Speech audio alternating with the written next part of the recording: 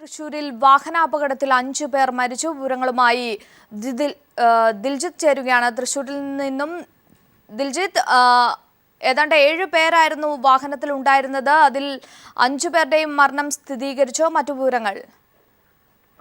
തീർച്ചയായും മഞ്ജു, ഇന്ന് രാവിലെയോടെയായിരുന്നു അപകടം ഉണ്ടായത്. തൃശൂർ നന്ദിക്കരയ്ക്ക് സമീപം 7 പേർ ഉൾപ്പെടെ സഞ്ചരിച്ചിരുന്ന വാഹനം വെള്ളക്കെട്ടിലേക്ക് മറിഞ്ഞാണ് അപകടമുണ്ടായത്. ആലത്തൂർ സ്വദേശി ഇസ്മയിലും കുടുംബവും സഞ്ചരിച്ചിരുന്ന വാഹനമാണ് വെള്ളക്കെട്ടിലേക്ക് റോഡിൽ നിന്ന് നിയന്ത്രണം വിട്ട് വെള്ളക്കെട്ടിലേക്ക് മറിഞ്ഞത്. തുടർന്നാണ് ഇത്തരത്തിൽ രക്ഷാപ്രവർത്തനത്തിനിടെ ആശുപത്രിയിൽ പ്രവേശിപ്പിച്ച 5 പേർ മരിച്ചതായി വിവരം ലഭിക്കുന്നത്.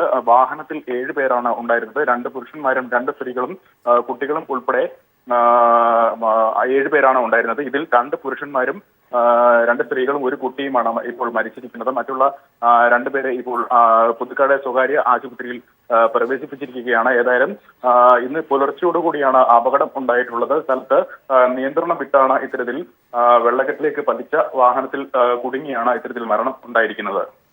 ദിൽജിത്ത്, പരിക്കേറ്റവരുടെ നില എത്രത്തോളം ഗുരുതരമാണ്? ഇവരെ ഏത് ആശുപത്രിയിലാണ് പ്രവേശിപ്പിച്ചിരിക്കുന്നത്?